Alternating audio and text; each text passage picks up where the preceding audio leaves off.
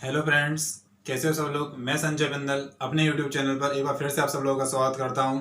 हम कल पढ़ रहे थे 12th क्लास की केमिस्ट्री में, जिसमें हमारा चैप्टर नंबर 8 लिया था, जो था हमारा डी एंड एफ ब्लॉक के एलिमेंट्स। तो इस चैप्टर में कल हमने सामान्य परिचय, डी एफ ब्लॉक के एलिमेंट्स क्या होते हैं, संक्रमण श्रेणी के तत्व क्या होते हैं, इनकी कुछ प्रॉपर्टीज के बारे में हमने स्टडी करी थी। तो ये सारी बातें कल हम यहाँ पे अध्ययन कर चुके थे और चर्चा कर चुके थे। मैं आशा करता हूँ कि मेरी बातें सारी आपको समझ में आई होंगी। तो चलिए आज का टॉपिक शुरू करते हैं और आज का वीडियो शुरू करते हैं।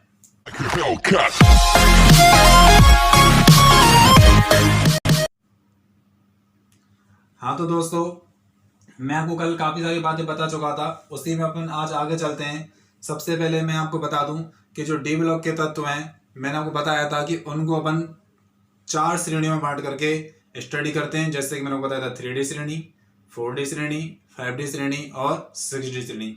तो जो डी ब्लॉक की स्टडी करनी होती है उसमें हमारे पास 4 श्रेणियाँ होती हैं, जिसमें हम क्या करते हैं, डी ब्लॉक को स्टडी करते हैं। तो एक बार मैं बोर्ड पे बना रहा हूँ, कई सारे बच्चों को डी ब्लॉक के तत्वों को याद करने में थोड़ी सी दिक्कत आती है। तो मैं क्या करूँगा, आज एक ट्रिक भी बताऊंगा जिससे क्या कर सकते हैं विद्यार्थी, उस ट्रिक से डी ब्लॉक एलिमेंट्स को याद रख सकते हैं। लेकिन उससे मैं पहले थोड़ा सा फास्ट ट्रैक रिवीजन कराना चाहूंगा।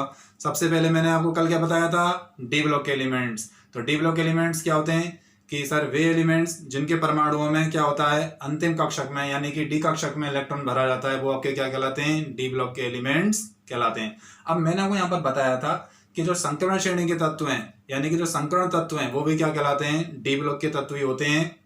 जिनमें क्या कंडीशन होनी चाहिए, जिनमें डी कक्षक क्या होना चाहिए, अपूर्ण होना चाहिए, यानी कि क्या होना चाहिए, D1 से लेकर के D9 विन्यास होना चाहिए। और क्या कंडीशन है इसके लिए, D10 विन्यास नहीं होना चाहिए। D10 विन्यास किसमें पाया जाता है दोस्तों, जिंक, कैडमियम और मरकरी में। तो ये क्या होंगे, डी ब्लॉक के तत्व तो होंगे, लेकिन संकरण श्रेणी के तत्व नहीं होंगे। फिर मैंने आपको यहाँ पर कुछ डी ब्लॉक के प्रॉपर्टीज बताए थे, जैसे कि ये परिवर्तनशील ऑक्सीकरण अवस्था प्रदर्शित करते हैं, उत्प्रेरकीय गुण प्रदर्शित करते हैं, कलरफुल कॉम्प्लेक्स बनाते हैं, अनुचुंबकीय व्यवहार दिखाते हैं, धातु प्रकृति होते हैं। तो ये सारी बातें हम कल क्या कर चुके थे, चर्चा कर चुके थे। आज अपन क्या करेंगे, इन टॉपिक्स में थोड़ा सा आगे चर्चा करेंगे। तो चलिए शुरू करते हैं। जैसा कि मैं आपको बता रहा था अभी कि कुछ विद्यार्थियों को डी ब्लॉक के तत्वों को याद करने में थोड़ी सी कठिनाई होती है, तो उनके लिए मैं थोड़ी सी ट्रिक बताने की कोशिश करूंगा, ताकि विद्यार्थी क्या कर सकें, अपना स्टडी आसान बना सकें। देखिए, जो डी ब्लॉक के एलिमेंट्स हैं उसमें सबसे पहले जो श्रेणी आती है उसको हम शुरू करते हैं बेटा स्कैंडियम 21 से। Scandium, titanium, vanadium, chromium, manganese, iron, cobalt, nickel, copper और जिंक। तो ये जो हमारी डी ब्लॉक की स्टडी करनी है, तो ये हमारी जो श्रेणी है, ये हमारी क्या है, 3D श्रेणी है। कौन सी श्रेणी है, 3D श्रेणी है। इसी के बारे में हमें 12th क्लास में सबसे ज्यादा पढ़ना है, ठीक है। इस सीरीज के बाद जो 4D श्रेणी होती है वो आपकी इटर्बियम 39 से शुरू होती है। यारी, जरा, निभा, मौत तक, रुकावट, राहों में, पढ़ेंगी, आगे, कूदना। आपको थोड़ा सा अजीब लग रहा होगा, लेकिन दोस्तों यकीन मानिए इस ट्रिक के माध्यम से आप डी ब्लॉक आसानी से याद रख पाएंगे। ये हमारी कहां से शुरू होती है, इटर्बियम 39 से, जिसको अपन क्या कह देते हैं, 4D श्रेणी कह देते हैं। अब जो हमारी 5D श्रेणी है वो आपकी लेंथेनम 57 से शुरू होती है। कुछ विद्यार्थी सोच रहे होंगे कि ये तो लेंथेनाइड का तत्व है। लेंथेनाइड का तत्व नहीं होता, ये लेंथेनम 57 डी ब्लॉक का ही तत्व होता है। इन सब पे हम इस चैप्टर में बाद में चर्चा करेंगे। तो लेंथेनम, हेफनियम, टंगस्टन। टंगस्टन यहाँ पर हम W से डिनोट करते हैं, क्योंकि ये लैटिन भाषा के शब्द वॉल्फ्राम से लिया गया है। वॉल्फ्राम में W लेते हैं, इसलिए इसे हम क्या करते हैं, W से प्रदर्शित करते हैं।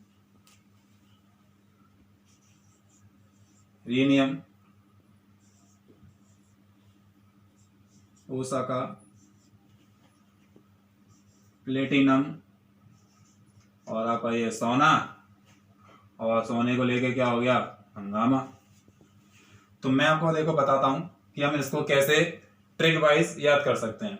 देखिए मैं इनके नीचे ट्रिक वाइज लिख रहा हूं कि मैं इसके लिए लिख रहा हूं ट्रिक शक्ति।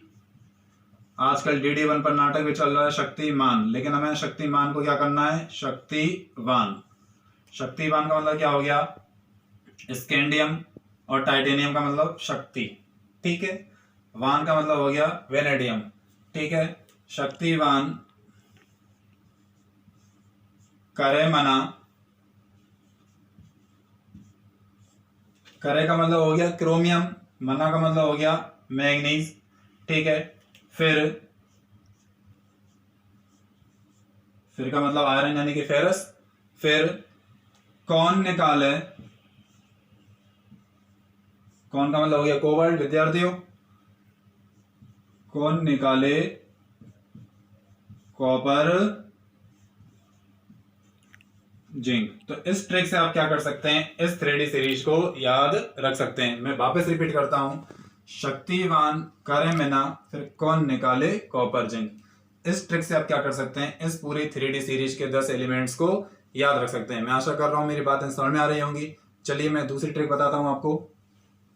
इसके लिए हम थोड़ी सी यारी वारी निभा लेते हैं। यारी जरा, यारी जरा निभा, यारी जरा निभा यानी कि इटर्बियम, जरा का मतलब जर्कोनियम, निभा का मतलब नायोबियम। और यहाँ थोड़ा सा हम अटपटा सा शब्द इस्तेमाल कर रहे हैं, भगवान किसी को ना दे। मौत, मॉलिबेंडम, मौत तक, तक का मतलब टेक्नीशियम। रुकावट, रुकावट राहों में पड़ेंगी। कई बार बच्चे गाने भी गाते हैं, राहों में उनसे मुलाकात हो गई, लेकिन मुलाकात मत करना भाई।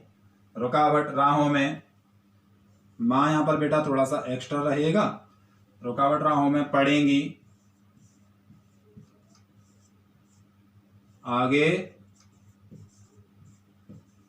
कूदना। कूदना उछलना तो आप सब जानते ही हो, आजकल बहुत ज्यादा उछल रहे हो, कूद रहे हो कोरोना को लेकर के। तो मेरा कहने का मतलब क्या है कि इस ट्रिक से आप क्या कर सकते हैं, 4D सीरीज को याद रख सकते हैं। मैं दोबारा बोल रहा हूं, यारी जरा निभा, मौत तक, रुकावट राहों में पड़ेंगी और आगे कूदना, ठीक है। और जो मेरी लास्ट ट्रिक है जिससे आप क्या कर सकते हैं, 5D सीरीज को, 5D श्रेणी को याद रखने में आसानी महसूस कर सकते हैं। ला हफ्ता, भाई गुंडे लोग हैं, हफ्ता वसूल करते ही हैं, क्या करें, हम तो ठहरे सीधे साधे से टीचर। ला हफ्ता, लेंथेनम, हेफनियम, ठीक है। ला हफ्ता, हेफनियम, और इसमें टेंटेलम दोनों इंक्लूड है बेटा। बरना, बरना का मतलब टंगस्टन।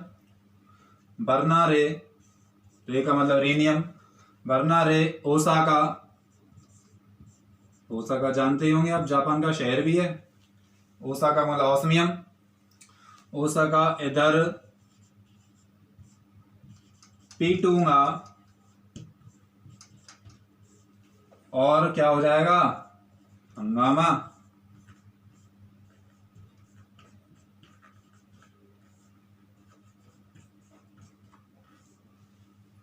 मैं इस ऑस्मियम के बारे में बताना चाहूंगा कि ऑस्मियम आवर्त सारणी में सबसे अधिक परिवर्तन संयोजकता या ऑक्सीजन अवस्था +8b प्रदर्शित करता है, ठीक है।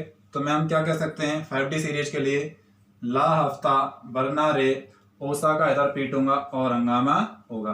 तो मैं आशा करता हूं मित्रों मेरी ट्रिक आपको समझ में आ रही होगी, जिसके माध्यम से आप क्या कर सकते हैं, डी ब्लॉक के एलिमेंट्स को आसानी से समझ सकते हैं, ठीक है। मैं थोड़ा सा साइड में आ सकता हूँ। कुछ बच्चे जिनको इंटरेस्ट है वो मेरा वीडियो पॉज करके इस ट्रिक को अपनी नोटबुक में नोट भी कर सकते हैं। उसके बाद अपन आगे चलेंगे। इस ट्रिक से आप क्या कर सकते हैं, अपनी आवर्त सारणी को भी मजबूत कर सकते हैं और डी ब्लॉक एलिमेंट्स को अच्छे से याद रख सकते हैं। मैं आशा करता हूं मेरी बातें समझ में आ रही होंगी। अब अपन आगे चलते हैं इस टॉपिक में आगे।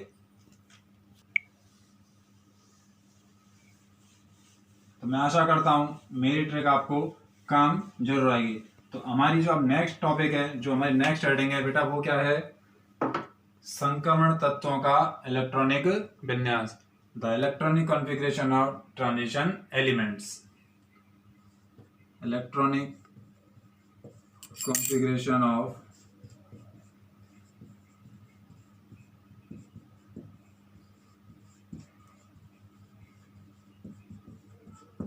Transition elements. क्योंकि मैं आपको बता चुका था पहले ही कि जो संक्रमण श्रेणी के तत्व हैं या जो डी ब्लॉक के तत्व हैं, उनका जो सामान्य इलेक्ट्रॉनिक विन्यास होता है वो कैसे फिल करते हैं कि n-1 D12 10NS2। इस इलेक्ट्रॉनिक कॉन्फ़िगरेशन के हिसाब से इसके माध्यम से अपन क्या करते हैं, संक्रमण श्रेणी तत्वों का या डी ब्लॉक के तत्वों का इलेक्ट्रॉनिक कॉन्फ़िगरेशन भरते हैं। मैं आपको एक बात बताना चाहूँगा यहाँ पर कि जो डी ब्लॉक के तत्व हैं वो आपके आवर्त सारणी में चौथे आवर्त से, फोर्थ आवर्त से स्टार्ट होते हैं। ठीक है, 1, 2 और 3, इन प्रथम 3 आवर्त में डी ब्लॉक होता ही नहीं है। इसलिए जो डी ब्लॉक के तत्व हैं वो कहाँ से शुरू होते हैं? चौथे आवर्त। वो चौथे आवर्त से शुरू होते हैं क्योंकि प्रथम 3 आवर्तों में डी कक्षक होता ही नहीं है। आप कैल्शियम 20 तक चाहते हैं, कैल्शियम 20 के बाद 4s खत्म हो जाता है और जैसे आप स्कैंडियम 21 पर आते हैं वहां से क्या हो जाता है, शुरू आपका 3D कक्षक शुरू हो जाता है। इसलिए जो इनका इलेक्ट्रॉनिक विन्यास में क्रम होता है, अपन क्या करते हैं इसको 4s2, उसके बाद क्या करते हैं 3D1 अप टू 10 तक करते हैं। ठीक है, ये आपो के नियम अनुसार है। किसके नियम अनुसार है? ये आपो नियम के अनुसार है। लेकिन जब अपन इलेक्ट्रॉनिक विन्यास भरते हैं तो इलेक्ट्रॉनिक विन्यास भरने में क्या होता है कि डी पहले आ जाता है और 4s बाद में चला जाता है, क्योंकि जो मुख्य क्वांटम संख्या है हमें वो भी देखनी पड़ती है। मैं जब एग्जांपल लूंगा अभी तब आपको समझ में आएगा। तो आज की हमारी हेडिंग क्या है, जो नई नेक्स्ट हेडिंग है वो क्या है? संक्रमण तत्वों का इलेक्ट्रॉनिक विन्यास। मैंने आपको बता दिया इसमें कि जो इनका सामान्य इलेक्ट्रॉनिक विन्यास है उसका सूत्र ये है, और प्रथम 3 आवर्त में तो डी कक्षक होता ही नहीं है। तो जो डी कक्षक है, जो डी ब्लॉक के तत्व हैं वो कहां से शुरू होते हैं? आपके चौथे आवर्त से शुरू होते हैं। ठीक है, अब मैं आपको इलेक्ट्रॉनिक विन्यास सारे बना करके दिखाता हूं।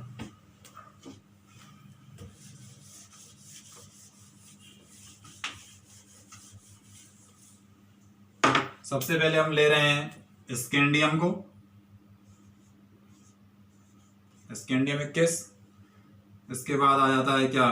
टाइटेनियम 22। फिर क्या आ जाता है आपका? वेनेडियम 23। फिर क्या आ जाता है आपका? क्रोमियम 24। ऐसे ही मैग्नीज 25, आयरन 26,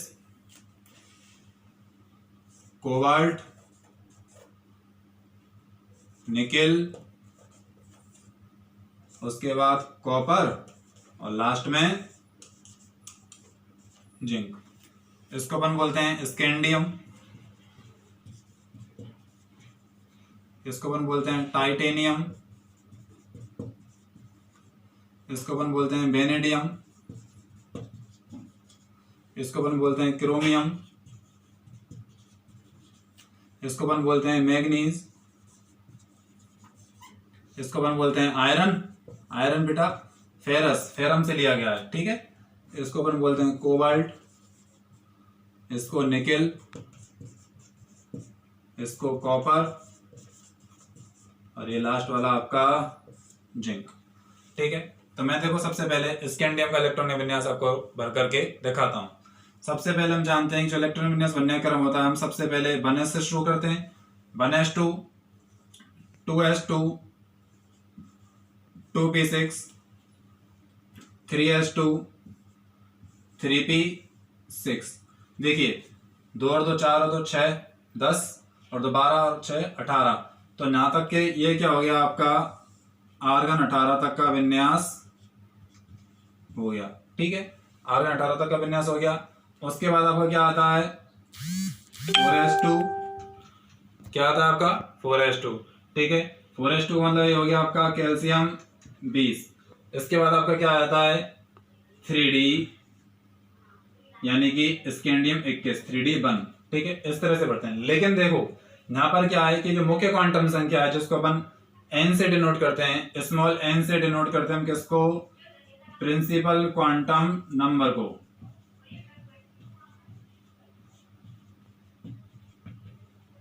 ठीक है, यहाँ पर 3s आ रहा है, यहाँ पर 3p आ रहा है, तो इसलिए अपन क्या करते हैं कोसों के हिसाब से जब इसको हम जमाते हैं तो यहाँ पर 3d पहले आता है और 4s बाद में चला जाता है। तो इसको अपन क्या कर सकते हैं, मोटा मोटा मैं बताऊं तो हम कैसे लिखेंगे इसको, आर्गन 18 3d1 4s2। ठीक है, मैं आशा करता हूं ये बात आपको समझ में आ रही होगी। मैंने आपको क्या बताया कि जो स्कैंडियम 21 है, सबसे पहले तो आर्गन 18 तक का आप इलेक्ट्रॉनिक विन्यास बना लीजिए। उसके बाद कैल्शियम 20, 18 2 20 और एक 21, तो ये क्या हो गया आपका स्कैंडियम 21 का इलेक्ट्रॉनिक विन्यास हो गया। लेकिन हमें यहाँ पर मुख्य क्वांटम संख्या भी देखनी होती है, तो इलेक्ट्रॉनिक विन्यास बनाते समय हम क्या करते हैं 4s को तो लास्ट में ले आते हैं और 3d को पहले ले आते हैं। इसलिए इसका हम इलेक्ट्रॉनिक विन्यास ज्यादातर क्या लिखते हैं 3d1 4s2 ही लिखते हैं। ठीक है, अब साइमल्टेनियसली क्या कर सकते हैं, सबके सबके इलेक्ट्रॉनिक विन्यास हम इसी प्रकार से बना सकते हैं, ड्रॉ आउट कर सकते हैं। देखिए जो टाइटेनियम है इसका इलेक्ट्रॉनिक विन्यास क्या हो जाएगा, वही आर्गन 18 3d2 4s2। ठीक है, वेनेडियम का आर्गन 18 3d3 4s2। अभी क्रोमियम है, ये थोड़ा सा परेशानी आपको देगा। ये आपका आर्गन 18 हो गया, इसमें क्या हो जाएगा 3d4 4s2 होना चाहिए, लेकिन ये 3d4 4s2 ना होकर के क्या हो जाता है 3d5 4s1। मैं अभी थोड़ी देर में बताऊंगा इसका कारण कि ये क्यों हो रहा है। अभी आप ये याद रख लीजिए, ये अपवाद है, ये क्या है अपवाद है। और पेपरों में आप पुराने पेपर उठा के देख लीजिए, अपवादों को वो जरूर पूछता है, क्योंकि हमारी केमिस्ट्री में क्या है ना, अपवादों की कमी नहीं है। केमिस्ट्री में बहुत सारे अपवाद पाए जाते हैं, मेन पॉइंट से ज्यादा अपवाद है, इसलिए क्या है केमिस्ट्री अपवादों से भरी पड़ी है। ठीक है, तो मैं इसका कारण अभी थोड़ी देर आपको बताऊंगा कि ऐसा क्यों हो रहा है। ठीक है, इसके बाद में वही मैं आर्गन 18 के लिए सेम टू सेम कर सकता हूं। इसको क्या कर दूंगा मैं 3d5 4s2। इसके लिए भी आर्गन 18 3d6 4s2। इस कोबाल्ट के लिए भी 3d7 4s2 और निकल के लिए 3d8 4s2। अब ये जो कॉपर भाई साहब हैं ये भी क्या करेंगे, थोड़ा सा परेशानी खड़ी करेंगे। और इनका भी क्या है कि इनको भी क्या है अपवाद की श्रेणी में रखा गया है, और इनका भी विन्यास 3d9 4s2 ना होकर के क्या हो जाता है 3d10 4s1 हो जाता है। ठीक है, और जो लास्ट में बचा हमारा जिंक, इसका विन्यास होता है 3d10 4s2। ठीक है, अब मैंने आपको यहाँ पर इलेक्ट्रॉन विन्यास सारे ड्रॉ करे हैं। मेरे विद्यार्थी चाहे तो वीडियो पॉज करके इनको उतार भी सकते हैं। मैंने बिल्कुल शॉर्ट तरीके से सिंपल वे में इलेक्ट्रॉन विन्यासों को ड्रॉ आउट किया है।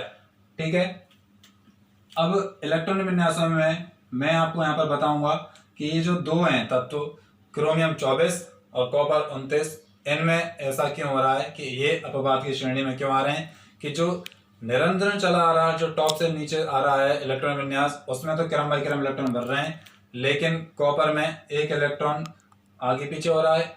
इसी प्रकार जो कॉपर है उसमें भी एक इलेक्ट्रॉन ऐसे हो रहा है। ठीक है, तो मैं इसका आपको कारण बताता हूं क्रोमियम और कॉपर का केस है क्या।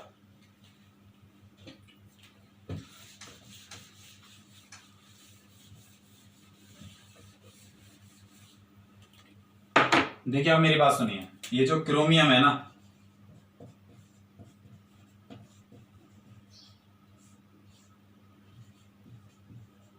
क्रोमियम 24, इसका जो इलेक्ट्रॉनिक विन्यास है ये होना चाहिए था आपका 3d4 4s2, लेकिन इसमें आप देख रहे हैं कि 3d4 4s2 ना होकर के क्या हो जाता है 3d5 4s1 हो जाता है, क्योंकि इसका जो पहला कारण है कि ये जो दोनों कक्षक हैं ये बहुत अच्छे पड़ोसी हैं। इनमें क्या होता है कि जो इनकी ऊर्जाओं का अंतर है बहुत कम होता है, इसलिए इनमें इलेक्ट्रॉन आसानी से जंप कर सकता है, आसानी से इलेक्ट्रॉन आ जा सकता है। जैसे कोई अच्छा पड़ोसी होता है, चिंटू मिंटू के घर चला गया, मिंटू चिंटू के घर आ गया, इसी प्रकार ये जो दोनों पड़ोसी हैं 3D और 4S कक्षक, इनकी ऊर्जाओं के मध्य क्या होता है, अंतर बहुत कम होता है। इनकी ऊर्जाओं के मध्य क्या होता है, अंतर बहुत कम होता है, इसलिए इलेक्ट्रॉन आसानी से एक कक्षक से दूसरे कक्षक में जा सकता है। ठीक है, और दूसरा कारण क्या है, ऊर्जा अंतराल कम है। एक तो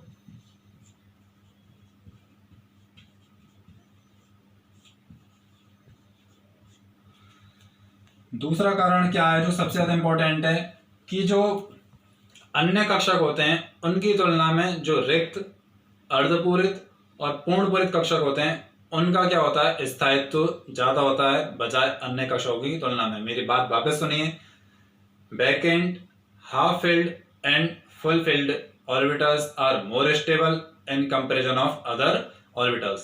कहने का आशय क्या है कि जो रिक्त कक्षक होते हैं तथा जो अर्धपूरित होते हैं और जो पूर्ण पूरित होते हैं उन कक्षकों का स्थायित्व क्या होता है, ज्यादा। उन कक्षाओं का स्थायित्व क्या होता है, ज्यादा। इसलिए ये अपने स्थायित्व को प्राप्त करने के लिए इस तरह का विन्यास प्रदर्शित करते हैं। देखिए अभी ये 3D4 है ना, ये क्या है, अभी आता है, ये 4s2 क्या है, पूरा भरा हुआ है। अगर एक इलेक्ट्रॉन यहां से यहां पर ट्रांसफर कर जाएगा, जैसे कि ये 3D4 है, अभी इसमें एक इलेक्ट्रॉन ट्रांसफर कर गया तो कितने हो गए, 5 हो गए, और ये क्या हो गया, 4s1 हो गया। तो ये कैसा हो गया, अर्धपूरित हो गया। ये भी कैसा हो गया, अर्धपूरित हो गया। तो मेरा कहने का मतलब क्या है कि जो अर्धपूरित विन्यास होता है वह सामान्य विन्यास की तुलना में क्या होता है, ज्यादा स्टेबल होता है। इतनी सी बात है बस। इसलिए कॉपर क्या होता है, इसलिए क्रोमियम क्या होता है, अपना सामान्य से अलग इलेक्ट्रॉनिक विन्यास प्रदर्शित करता है। बात क्लियर है। देखो मैं कॉपर का भी आपको बना के बताता हूं। कॉपर को इधर ले लेते हैं, कॉपर 29 में क्या होना चाहिए, विन्यास होना चाहिए आपका 3D9 4s2, लेकिन 3D9 4s2 ना होकर के क्या हो जाता है आपका विन्यास 3D10 4s1 हो जाता है। इसका भी कारण क्या है, वही की वही है। वापस सुनिए आप कि एक तो ये जो 3D कक्षक है और जो 4s कक्षक है, इनके बीच में क्या है, एनर्जी गैप है वो बहुत कम है, ऊर्जा अंतराल बहुत कम है। इस इलेक्ट्रॉन क्या हो जाता है, आसानी से एक कक्षक से दूसरे कक्षक में जा सकता है। इसके लिए ऊर्जा इतनी इनको कहां से मिल जाती है, माध्यम से मिल जाती है, मीडियम से मिल जाती है। ठीक है, दूसरी बात क्या है, मैंने जो यहाँ पर बताई थी कि जो अर्धपूरित है, पूर्णपूरित है और जो रिक्त कक्षक है उसका स्थायित्व क्या होता है, अन्य कक्षकों की तुलना में ज्यादा होता है। तो हम यहाँ पर जो बात कर रहे हैं कॉपर के केस में, यहाँ पर क्या हो रहा है कि जब एक इलेक्ट्रॉन S से कहा जा रहा है D में जा रहा है, तो एक इलेक्ट्रॉन S में रह जाता है जिसका विन्यास क्या रहता है 4s1, और जब D में एक इलेक्ट्रॉन और चला जाता है तो उसका विन्यास क्या रहता है 3D10, जिससे क्या हो रहा है कि ये तो हो गया आपका पूर्णपूरित और ये क्या हो गया आपका अर्धपूरित। और यही बात मैं बता रहा हूं, जिनका अर्धपूरित और पूर्णपूरित विन्यास होता है वो क्या होते हैं, सामान्य से ज्यादा स्थायित्व प्राप्त करते हैं। Each and every elements wants to be stable. भैया हम क्यों पढ़ रहे हैं, सारा बच्चा जानता है हम किसके लिए तैयारी कर रहे हैं, नौकरी के लिए, स्थायित्व के लिए। नौकरी मिलेगी तो क्या होगा, अच्छी शादी हो जाएगी, अच्छा पैसा मिल जाएगा, अच्छी सुंदर बीवी मिल जाएगी। तो सारे के सारे एलिमेंट्स हुए, चाहे ह्यूमंस हुए, सब क्या होना चाहते हैं, स्थायी होना चाहते हैं, स्टेबल होना चाहते हैं। तो ऐसे ही एटम्स में, एलिमेंट्स में भी क्या होता है, यही केस होता है कि जब ये क्या करते हैं, इस तरह का विन्यास दिखाते हैं तो ये क्या होते हैं, ज्यादा स्थायित्व को प्रदर्शित करते हैं। मैं आशा करता हूं कि मेरी बातें को समझ में आ रही होंगी। यदि आपको मेरा ये सारे टॉपिक समझ में आ रही हैं तो प्लीज मेरे वीडियो को लाइक कीजिए, मेरे चैनल को सब्सक्राइब कीजिए। थैंक यू वेरी मच, धन्यवाद।